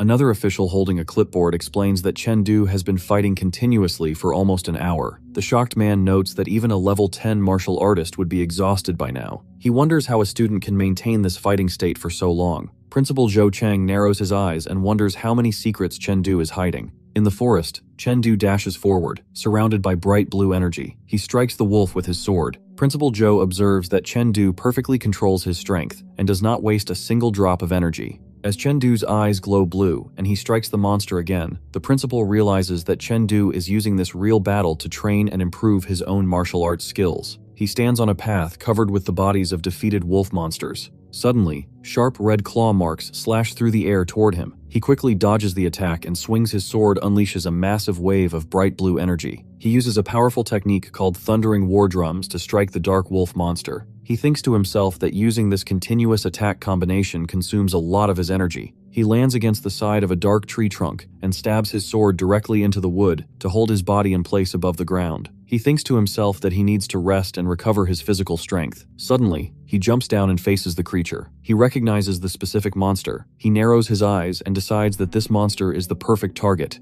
He thinks that he will use this beast to test his new power. He dashes forward with incredible speed, and the monster is at level 7 strength. Afterward, Chengdu stands alone in the center of the dark forest. He thinks to himself that all the wolves in this area have finally been cleared out. He looks down at the handle of his glowing sword. He grips it tightly and decides that he must now go find the boss. He winces in pain but quickly dashes past the beast and swings his sword covered in bright blue energy and strikes the monster. The monster is pushed back but immediately counters with a massive red claw attack. The powerful strike hits Chengdu and sends him flying backward. As he falls, he realizes he must find a way to counterattack or he will be defeated. The monster lunges again and hits Chengdu directly in the chest. Chengdu sweats heavily and blood drips from his mouth and thinks to himself that his sword needs to be faster, stronger, and heavier, and that he must break through his limits. He remembers his happy family smiling together, his hard training sessions, and teacher Lingyun's encouraging smile. He tells himself that this is more than just a competition, it is the turning point of his life. The monster strikes again, and Chengdu blocks the claws with his sword. He clenches his teeth tightly as blue lightning crackles around him. He absolutely cannot fall here. Chengdu dives from above and strikes the beast with his sword. Chengdu thinks to himself that the feeling of this sword strike seems a bit different. Chengdu looks up in alarm as red claw attacks fly toward his face from the darkness. The wolf grabs Chengdu's sword blade with its sharp claws. Watching from a tree branch, the teacher looks worried and thinks that if Chengdu had not easily trusted others, he would not be in this dangerous situation. The teacher believes this is a good lesson for entering society, but the price of the lesson is too high. The teacher sighs, looks down, and decides that the battle is decided. He prepares to step in and end the fight to save the student. Suddenly, the teacher's eyes widened in shock. He watches in disbelief and thinks that Chengdu is actually doing something unexpected. Chengdu stands firmly as bright blue wind and energy swirl around his body. Chengdu thinks again that the feeling of his sword strike is different. A giant blue tornado of wind erupts around him, blowing the dark wolves away into the air. Chengdu thinks to himself that the movement of his sword perfectly matches the flow of the wind, and he realizes his attack has truly become stronger. Chengdu holds his sword and walks forward. A system message appears and congratulates him. His flowing light sword art has upgraded to tier 199%. In the auditorium, a man in a purple suit sweats and looks shocked at the broadcast screen. He asks the principal how Chengdu had a breakthrough during the battle. He notes that Chengdu's martial arts level is now equal to theirs. He thinks that a normal student at that level would lose to a medium-sized wolf den because of physical exhaustion. The teacher with his hands folded together says Chengdu's power and speed seem too great for his current level. He tells the group that Chengdu is using mental power attachment. He suspects Chengdu's mental power is approaching level 10. The man looks surprised and says Chengdu has the potential to become a soaring martial artist. He explains that reaching level 10 will transform his soul into a martial soul. However, he notes that Chengdu still needs to reach tier 1,100%, which is a very difficult goal. The man in the black suit laughs and gestures with his hands. He tells the man he is too strict and calls Chengdu outstanding. In the audience, students point and look confused. They see the Mi City team on the screen. They realize it was the Mi City team who tricked Chengdu's team and pointed them directly toward the dangerous wolf den. In the forest, a girl from the Mi City team looks nervous. She asks a boy named Zhang Shuai if they can really get the badges smoothly. Zhang Shuai looks confident and tells her to relax. He explains that Chengdu's team cannot defeat all the wolves. He says the observing team leader will intervene to save them. This rescue will automatically eliminate Chengdu's team from the tournament. According to the rules, eliminated students must leave their badges on the ground. Zhang Shuai smiles and states that the badges have no trackers, and there are no other teams or wolves around to stop them from stealing the loot. He holds a blue badge and smiles confidently. He states that only their team is about to collect 2 badges. He says they have finally arrived. A teammate praises Zhang Shuai, calling him a godlike tactician for predicting the situation perfectly. However, Zhang Shuai begins to sweat and looks nervous. He says that he feels something is not right. The teammate points forward and excitedly announces that the badges are over there. A blue badge rests on the head of a defeated wolf. As the 3 students walk among the dead monsters, the teammate praises the teacher of the Liang City team for killing all the wolves. Zhang Shuai agrees that a massive battle happened, but he feels they overlooked something important. Suddenly, his eyes widened in terror. He yells for his team to run, realizing that the Liang City team was not eliminated and that the badge is a trap. The teammate looks back in shock and asks how that is possible. He wonders if Chengdu killed all the monsters by himself. Suddenly, a fast blue energy slash cuts through the air. The three students look terrified as Chengdu and his two teammates walk out from the bushes. Chengdu smiles and confirms that he actually killed the wolves all by himself. He looks at Zhang Shuai and asks how he figured out they were not eliminated. Zhang Shuai sweats heavily and explains that he knew because of the wounds on the wolves. He states that all team leaders are forbidden from carrying weapons, so an unarmed teacher could not slice the monsters open. Chengdu remembers his teacher, Ling, holding weapons like nunchucks during class. He realizes he still does not know his teacher's true weapon. He admits he completely overlooked this important detail. He tells himself he needs to be much more careful from now on. He reaches down and picks up a glowing blue badge. He casually throws the badge onto the ground in front of Zhang Shuai. Chengdu asks his original question again. He wants to know where Wu Zhang is located. He states firmly that he has no interest in the badges. He explains that he only wants to fight Wu Zhang. Zhang Shuai stands silently in shock as the badge lands at his feet. Zhang Shuai looks nervous while holding a glowing digital map. He thinks to himself that Chengdu's only reason for joining the tournament is to challenge Wu Zhang. Zhang Shuai explains that they saw Wu Zhang heading in the opposite direction.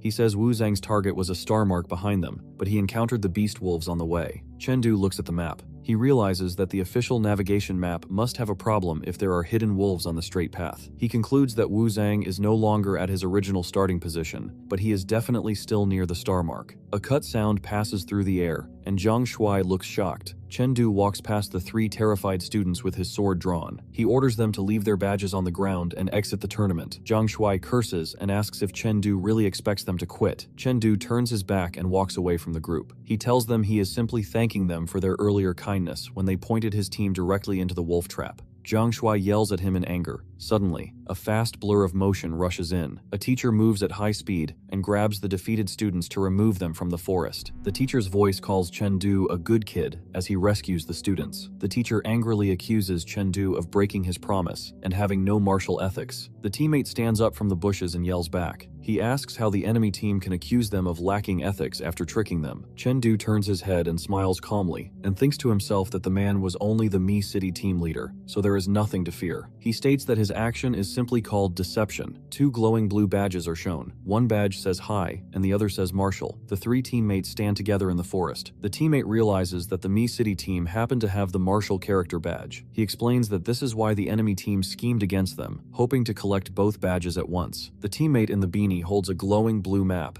He looks at Chengdu and asks if he still plans to challenge Wu Zhang in his current injured state. Chengdu places his hand over his chest and sweats and replies that he is not going to fight. He explains that his stamina and mental power are completely depleted. He states that right now, even a weaker expert could force him into a difficult battle, so he cannot face a top-tier expert like Wu Zhang. Chengdu smiles sharply and reveals his true plan. He explains that he only asked the enemy team for Wu Zhang's location so he could purposely avoid him and other perfect-level experts. He adds that he did not expect their luck to be this good and to collect all the required badges so easily. He raises his arm and looks at the map on his wrist. He points his finger at a red route on the screen. He tells his teammates to follow the indicated path straight to the moon mark so they can submit their badges and end the first round of the competition. The teammate asks Chengdu why they are going this way. Chengdu explains that they have to take a detour. He looks thoughtful and says he felt collecting the badges was too easy. He suspects the organizers tricked them when they said the badge locations were safe. Chengdu looks back and mentions that Wu Zhang met the wolves midway to his target. He points out that the word midway is a major clue. The teammate looks surprised. The teammate in the beanie realizes the truth. He states that the real danger is on the journey, not at the badge locations. Chengdu points at his map and explains that to avoid wolf dens, teams must take routes where the star marks are closer. This is reliable, but it increases the chance of meeting other teams. Chengdu says the competition is meticulously designed. He explains that teams without strength or extreme luck will not reach the moon mark, even if they have 2 badges. The teammate says they cannot relax until they pass the assessment. The other teammates quickly agree. Suddenly, a shoe steps through thick bushes. Chengdu's eye widens in shock, and a drop of sweat falls down his face. A young man with blonde hair walks out of the forest. He carries a massive, heavy golden box on his back. Chengdu sweats and realizes they have encountered the dangerous High City team. He is frustrated because they are very close to the finish line. The young man closes his eyes and raises an eyebrow. He senses Chengdu's energy and asks if he is a Tier 1 perfect expert. Chengdu feels the man's powerful sword intent. He realizes that because this person can perceive his strength, he must be the Tier 1 perfect expert named Ku Zhongtian. 6 swords suddenly shoot out from the large golden box carried by Ku Zhongtian. Chengdu and his teammates tense up and prepare to fight. A voice suddenly tells Ku Zhongtian to stop. Zhou Xiaogu looks at the bloodstains on Chengdu's clothes. She explains that Chengdu must have just fought the BB wolves, so attacking him now would be an unfair victory. Zhou Xiaogu smiles confidently, and she tells Chengdu that she did not expect to find another Tier 1 perfect expert besides Wu Zheng. She declares that she will defeat both of them in the upcoming rounds. She proudly announces that the High City team has won 9 times in a row and will secure their 10th championship. As Zhou Xiaogu and Ku Zhongtian walk away, Chengdu's teammate watches them. He praises Zhou Xiaogu for acting like a great and honorable hero. Chengdu stares blankly with wide eyes. He remembers the virtual training space where she viciously sneak-attacked him from behind. While walking away, Ku Zhongtian says he is surprised by her honorable words. He notes that her true fighting style is to ruthlessly attack weak opponents without giving them a chance to breathe. Zhou Xiaogu blushes and points at a small floating camera drone. She quickly explains that she only said those things to protect her public image on the live broadcast. At night, inside a room, Chengdu falls backward onto his bed with his arms spread wide. He sighs and states that his daily mental training is complete. He looks at his holographic screen projecting from his wrist. He notes that 50 teams, totaling 150 students, have passed the first round. Chengdu calculates that he must defeat 4 competitors tomorrow to reach the 3rd round. He thinks about his mental power, which is currently at level 9. He explains that if he can defeat the 7th wave of monsters in his training space, his mental power will reach level 10 and undergo a major transformation. Chengdu decides it is time to enter the crystal space to practice his martial arts skills. He stands in a cold area filled with giant ice crystals. His sword starts glowing with purple energy. He states that the 7th wave of monsters is finally here. Suddenly, giant beasts appear and roar loudly. One of the giant beasts wields a large sword. Chengdu looks up at the beasts and wonders what this new enemy is. A system screen instructing Chengdu to prepare and announcing that the target is locked. The giant monster swings his arm down toward her. He blocks the heavy strike with his own sword, creating bright blue sparks. He thinks that he must dodge this powerful attack and find a different angle. He quickly leaps high into the air and looks down at the bear, and his eyes widen in alarm. He thinks to himself that the situation is not good. He realizes why the creature is called the double-crowned bear. The bear swings its giant arm upward to strike him. He lands safely in a low stance and holds his sword tightly. He thinks that if he wants to advance smoothly in tomorrow's tournament, he must defeat this monster tonight by any means necessary. He dashes forward and jumps into the air. He slashes his sword at the bear's neck. Chengdu notices that thick fur protects its neck and thinks that the neck is not the weak point. He bounces back and realizes the head is not the weak point either. He stares at the beast and thinks that the monster can attack and defend perfectly. He wonders if he really has to wait until the beast exhausts itself. Chengdu runs forward with blue energy as the giant bear swings his weapon down at him. Chengdu dodges the heavy attack and swings his sword. Suddenly, Chengdu notices the bear's furry tail moving quickly away from danger. His eyes widen as he realizes the monster is actively protecting its tail. Chengdu leaps backward and creates a plan. He decides to deliberately show an opening and fake an attack toward the bear's head. The bear swings its weapon again. Chengdu waits for the perfect moment. He ducks very low and slides directly under the bear's sweeping attack. The giant weapon passes harmlessly over his head. The bear's eyes widened in surprise as Chengdu quickly thrust his sword upward. A massive blade of blue energy extends from his weapon and slices deeply into the bear's tail. Chengdu states that tonight, he will find out exactly how long the beast can keep hiding its tail. Zhou Xiaogu stands in her room wearing a blue facial mask. She asks Teacher Zheng why he called her so late. Teacher Zheng sits on a couch and asks her if she remembers the Liang City team she warned them about that morning. Ku Zhongtian reports that their Team 2 encountered the Liang City team and was defeated. He states the opponent's name is Chengdu. Ku Zhongtian explains that according to Team 2's report, Chengdu is the biggest obstacle to them winning the championship. Teacher Zheng tells Ku Zhongtian to save his energy. He explains that while other city teams are not a threat, Liang City is actively trying to steal their spot this year. Zhou Xiaogu listens and asks if Chengdu's martial arts stage is at Tier 1 perfect. Teacher Zheng looks down and replies that Chengdu probably has not reached the absolute limit yet. Ku Zhongtian suddenly shouts that Chengdu is definitely at the top tier perfect level and warns them not to underestimate underestimate him. Teacher Zheng's narrowed her eyes and realizes that Chen Du is at the exact same martial skill stage as Zhou Xiaogu. Teacher Zheng looks at Zhou Xiaogu and explains that he called to share this information. He asks her how confident she is if she has to fight Chen Du. Zhou Xiaogu reaches up and peels the mask off her face. She smiles calmly and says she will repeat what she always says. She declares that to secure her city's 10th consecutive championship, she will eliminate anyone who stands in her way. The next morning, inside the building, a large screen displays Round 2, Combat Room. A row of chairs sits empty in front of the screen. A man stands before the screen holding a small device announces that the second round of the 100 Cities Hegemony Tournament is about to begin. A text explains the tournament bracket. It states that 150 contestants will fight in one-on-one eliminations, leaving 75 contestants. Those 75 contestants will fight in another round of one-on-one eliminations, leaving 37 winners and one person who receives a free pass. 38 contestants will battle until 19 remain, and then the group will be reduced again until only the top 10 advance. Chen Du thinks about the structure of the tournament. He notes that a student must win 4 matches in a row to reach tomorrow's finals. He also remembers that while there is no limit on resting between fights, all 4 matches must be completed within a 5-hour time limit, or the student will automatically lose. Chen Du realizes that his current stamina will only last for 3 matches. He thinks to himself that he must avoid fighting the strongest seeded experts before making it into the top 10. He sighs heavily, admitting that reaching the finals will be a very difficult task. Suddenly, the top fighters react to the news, and the blonde expert remains calm, while Zhou Xiaogu looks slightly surprised. Wu Zhang smiles with a confident smirk, while Chen Du narrows his eyes with intense focus. In the audience, a crowd of students looks up at the screen in complete shock. They shout in disbelief, calling the first match insane and a once-in-a-lifetime miracle matchup. A screen reveals the names. It announces that Zhou Xiaogu from the High City team will fight Wu Zhang from the Lu City team. Wu Zhang smiles and responds confidently with,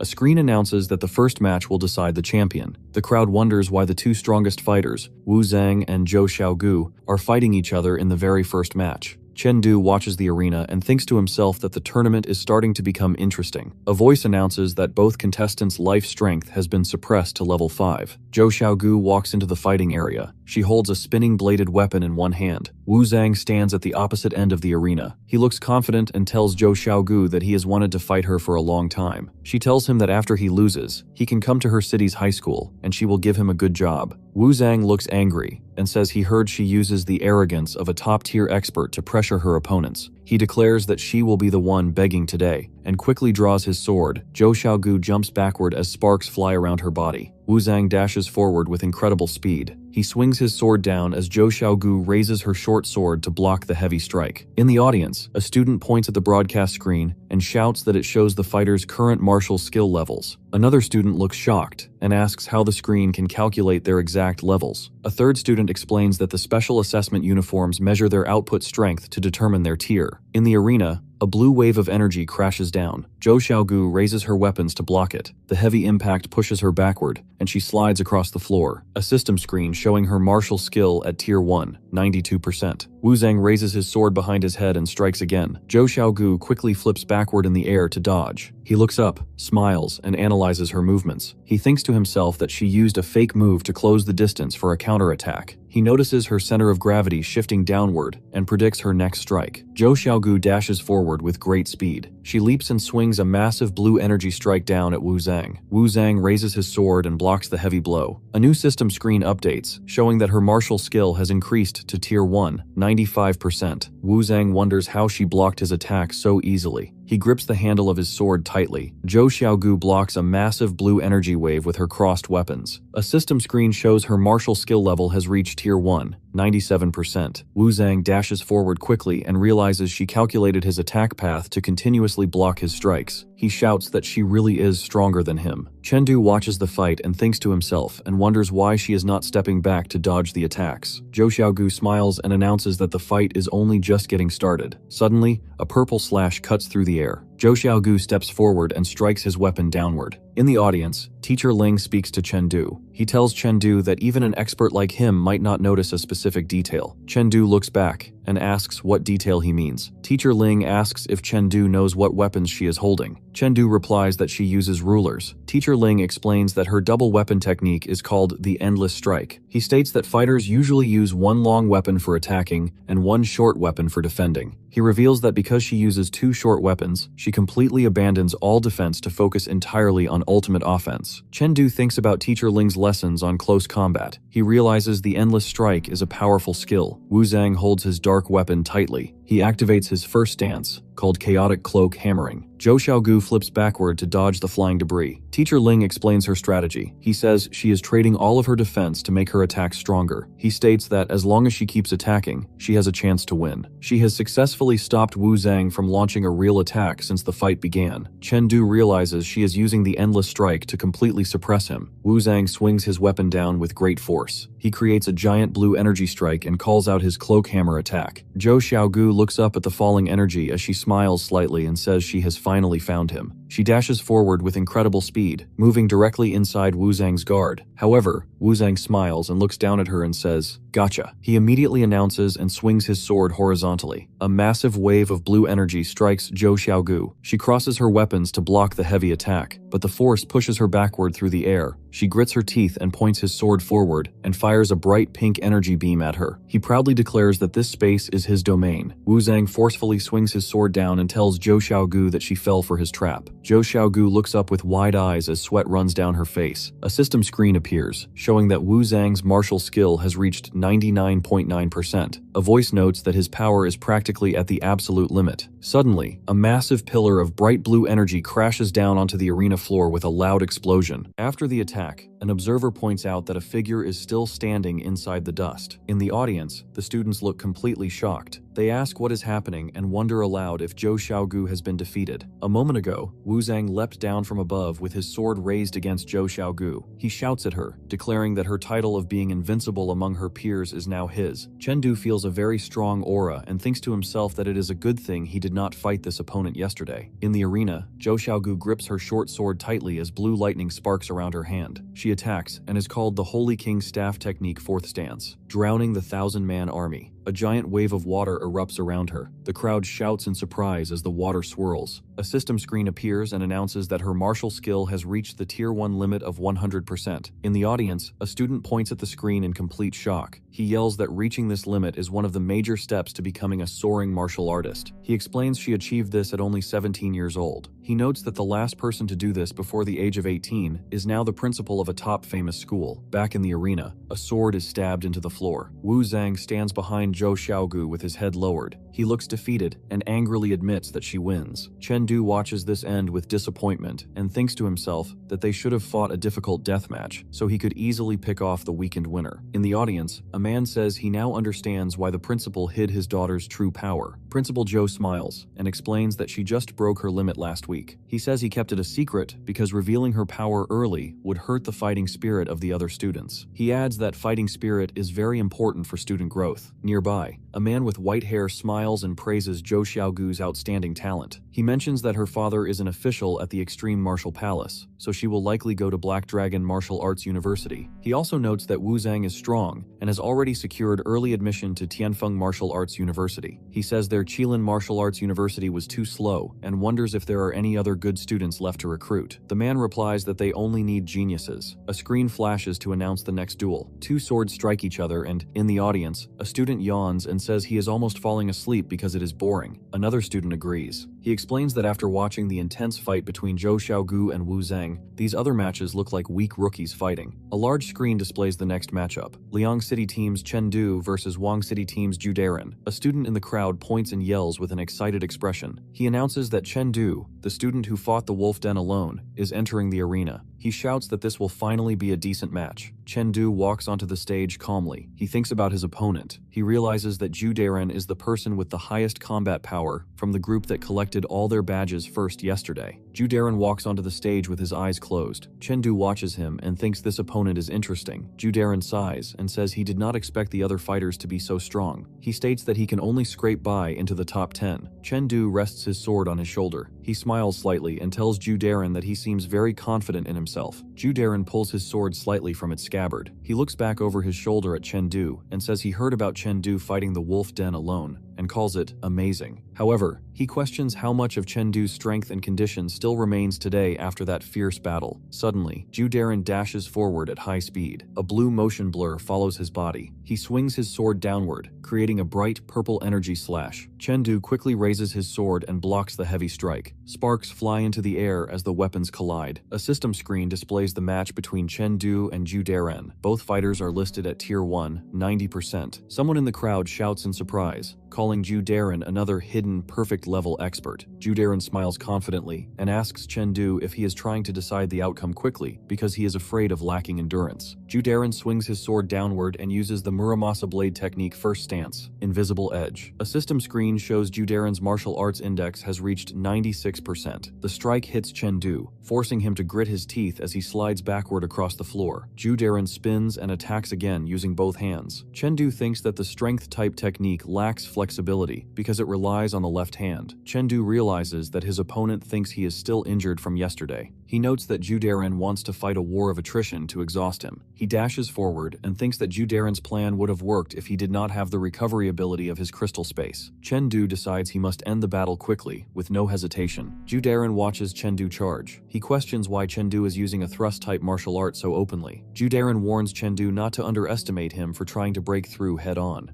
Ju Darren swings his sword to unleash an attack called the Muramasa blade technique 4th stance, Crescent Moon Sky Piercer. At the same time, Chengdu thrusts his sword forward and uses the flowing light sword art 2nd stance, Golden Prums ringing to the heavens. A system screen showing Chengdu's martial arts index is now at 99.3%. The force of the blast throws Ju Darren backward across the arena. Ju Darren looks shocked and terrified. Blood drips from his trembling hand. He asks how Chengdu's strength is possible. Suddenly, Chengdu sends his next attack and says, painting the ground as a prison. Ju Darren lies defeated on the ground in a cloud of dust. Chengdu stands victorious over him. He thinks about Zhou Xiaogu and admits she is too strong right now. He explains that he finished his own match quickly, so he could avoid fighting her. In the audience, a man with white hair notes that Chengdu's martial arts did not reach 99.3%. He asks if the boy's strength comes from high mental power. A man in a blue cap replies that Chengdu's mental power is only at level 9, which is just a passing grade. The white-haired man closes his eyes and wishes Chengdu had reached level 10 to awaken a martial soul. The man in the cap sweats slightly and lists the requirements for their Qilin class. A student must have level 11 life intensity before age 18, level 10 mental power, or tier 1 limit martial arts. He gestures with his hand and says their goal is to find the best geniuses. He admits that Chengdu falls short in both mental power and martial arts. The two men look down at the stage. The man in the cap says Chengdu is still a good candidate. He suggests they meet with Chengdu tonight to sign a letter of intent. Outside, some female smiles and says that she is looking forward to the finals tomorrow, and the second round of the competition is finally over. Later, Chengdu sits cross-legged on a bed in his hotel room. He thinks about his strategy for the day. He explains that he used the battle duration rule to completely avoid fighting Zhou Xiaogu in all 4 rounds, which allowed him to advance smoothly. Chengdu thinks that real combat is very effective for improving life strength. He notes that his power was just a little bit short last night, but now he feels confident he can wipe out the bear monsters. Chengdu rests his sword over his shoulder, and a system screen appears. It announces that his life strength has successfully increased from level 5.8 to level 5.9. Chengdu smiles brightly and clenches his fist and thinks to himself that his life strength has finally leveled up. He notes that his feeling was correct, and that the battle with the BB Wolves and his 4 duel rounds today played a big part in his improvement. In the icy environment, a large monster appears. Chengdu smiles and decides to use these creatures to test the power of his recent 0.1 strength increase. Suddenly, Chengdu opens his eyes wide in surprise. His cell phone vibrates and buzzes on the bed behind him. He looks back over his shoulder at the glowing screen. He wonders if it is a message from Teacher Ling. Chengdu opens his hotel room door. He looks surprised and asks his teacher if something is wrong. He walks into the room. Teacher Ling sits on a sofa and pours tea. 2 unknown men sit on the opposite sofa. Teacher Ling tells Chengdu to sit. He introduces the 2 men as Teacher Yu and Teacher Peng. He explains that they are from the Special Recruitment Office of Qilin Martial Arts University. Chengdu looks completely shocked and thinks to himself that Qilin is one of the world's top 3 institutions, just like Black Dragon and Heavenly Phoenix universities. The man in the blue cap explains that they recruit students for the special Qilin class. The white-haired man adds that the Qilin class holds the most concentrated resources in their school. He states these resources are used to train the strongest soaring martial artists. Chengdu tells the men that he does not meet their recruitment requirements. He asks why the school specifically requires level 10 spiritual power, first tier limit martial skills, and level 11 life strength before the age of 18. The man notes that Chengdu's teacher has not told him about the hidden treasures. The man explains that when a person becomes a martial artist, a hidden treasure automatically opens in their body. This treasure absorbs stellar energy and increases spiritual power. He reveals that if a student meets one of the strict recruitment requirements before becoming a martial artist, 2 hidden treasures will open at the same time. The recruiter explains that if a student's martial skills and spiritual power both meet the requirements at the same time, they might open 3 hidden treasures. The man states there are a total of 10 hidden treasures, which act like passive skills that give extra power attributes. He notes that having more treasures is better. The man in the blue cap smiles and explains that opening double hidden treasures at level 10 makes someone a genius, and opening triple hidden treasures makes someone a peerless genius. The white-haired man tells Chengdu that even though he has not reached the recruitment limit yet, he has great potential. He says they want Chengdu to sign a C-rank letter of intent to become a reserve candidate for the Qilin class. The white-haired man taps his smartwatch, and a screen pops up in the air. He explains that students cannot apply directly to the top 3 schools. Instead, the schools use contract-based recruitment to scout for geniuses. The man in the blue cap smiles and adds that after signing, they will immediately give Chengdu 1 million in resources. This includes qi and blood medicines, gym sparring partners, and spiritual refinement pills. The white-haired man looks at Chengdu and says that if he meets the requirements before becoming a martial artist, his contract will automatically upgrade to B rank, allowing him to enter the Qilin class if a spot is open. Chengdu asks the recruiters if his family can move and settle down there with him if he signs the contract. The white-haired recruiter says no. He explains that there is a strict rule requiring families to stay in their current homes for safety. He states that only authorized martial artists can travel freely. Chengdu closes his eyes and apologizes to the teachers. He tells them they wasted their trip because he already chose a school. The recruiters open their eyes wide in complete shock. The man in the blue cap asks if he chose Black Dragon or Heavenly Phoenix. Chengdu calmly replies that he chose Huangshan Martial Arts University. The man in the blue cap sweats and stares in disbelief. He is shocked that Chengdu picked a school weaker than theirs. Chengdu explains that monster invasions happen everywhere, so he must stay close to protect his family. The white-haired man tells Chengdu that the chance of entering the Qilin class is extremely low. He adds that over half of all soaring martial artists come from the top 3 schools. The white-haired man raises his hand and advises Chengdu to aim higher to truly protect his family. He explains that a genius has much more influence and power in the world than an ordinary person. Chengdu smiles calmly and thanks the teachers for valuing his potential. However, he tells them that he will pass on the contract. Teacher Ling looks at the other teacher and asks if he is going to say something. Teacher Ling smiles with a drop of sweat on his face and tells Chengdu that taking advice is good, but there is nothing wrong with walking his own path. He encourages Chengdu to do his best in the competition tomorrow. Teacher Ling then lowers his head. He thinks to himself that he and the principal must still figure out a way to persuade Chengdu to join them. In the Zhou family training ground, Zhou Xiaogu wears a white martial arts uniform. She holds a long silver staff in her hands. She steps forward and swings the heavy staff with great power and speed. She swings a silver staff wrapped in bright blue energy toward a figure. She opens her mouth wide and shouts loudly. Suddenly, a hand reaches out. The hand easily catches the fast-moving staff using only 2 fingers. A man tells Zhou Xiaogu that she has been hitting him for 3 hours already. He advises her to take a rest. Zhou Xiaogu throws her staff onto the ground and stomps away. She angrily thinks to herself that her father is stupid and declares that she will defeat him one day. Zhou Xiaogu puffs out her cheeks and pouts her lips while looking away. Her father tells her that before she tries to defeat him, she needs to think about how to win the championship tomorrow. Zhou Xiaogu smiles brightly and explains that she still has more powerful trump cards that she has not shown yet. She firmly declares that the championship will definitely belong to Hai Cheng. In the Hai City No. 1 high school, inside, Teacher Ling and Chengdu walk down a bright hallway. Suddenly, Chengdu stops and looks back over his shoulder. He notices that someone is watching him. From another room, the principal and a man observe him. The man smiles and calls Chengdu a sharp kid. He notes that Chengdu's level 9 spiritual power allowed him to sense their gaze so quickly, and he praises the boy's impressive abilities. Teacher Ling waves and smiles as Chengdu walks toward the arena. The teacher announces that the 10-person battle draw is starting and wishes Chengdu good luck. As Chengdu walks calmly, he reviews the rules for the upcoming matches. The first phase is the challenge battle, where the bottom 5 students must challenge the top 5 students. The second phase is the gauntlet battle, where one student fights against a team of opponents one by one. The student with the highest total score will will win the championship. Chengdu realizes that the gauntlet battle will be the hardest part of the competition. He knows his current stamina will only allow him to fight 3 matches. He concludes that if he is forced to fight Zhou Xiaogu during the gauntlet battle, he will definitely lose the tournament. A screen displays the upcoming match schedule. A voice expresses shock that Chengdu from the Liang City team is matched against Ku Zhongtian from the Hai City team in the second round. Chengdu looks calm and thinks to himself that this is exactly what he wants. He plans to test his newly upgraded sword art against this specific opponent. In the audience, students discuss the fight. One student says Ku Zhongtian is a hidden card and predicts Chengdu will lose. Another student agrees and mentions that Ku Zhongtian has only ever drawn his sword to fight Zhou Xiaogu. The recruiter in the blue cap states that if Chengdu can force Ku Zhongtian to draw his sword, it will mean something. The white-haired recruiter finishes the thought, adding that this would prove Chengdu has the qualifications for early admission into the Qilin class. An announcement declares the start of the second match. Ku Zhongtian stands calmly with his large box strapped to his back. Chengdu observes him and notes that his appearance has not changed since they met yesterday. Chengdu thinks that it is impossible to tell Ku Zhongtian's real martial arts level or the specific skills he uses. Because of this, Chengdu decides to wait and observe his opponent's moves first. Ku Zhongtian reaches over his shoulder and grabs the handle of a sword sticking out from the golden box. He smiles gently with his eyes closed and tells Chengdu that he knew they were destined to cross swords. 2 swords clash together, creating a bright flash of light and sparks. Chengdu pushes his black sword against Ku Zhongtian's silver sword. Chengdu looks down and wonders what kind of move this is. Ku Zhongtian explains that it is an area Chengdu has not experienced yet, which is called technique. The silver sword presses harder against the black blade. Ku Zhongtian states that an example of this technique is using a single point to break a larger surface. Chengdu slides backward from the impact. He realizes that Ku Zhongtian diverted half of his attack's power along the edge of his sword. The 2 fighters then exchange many rapid strikes. Ku Zhongtian tells Chengdu to increase the fight's intensity to 90%. He swings his sword down,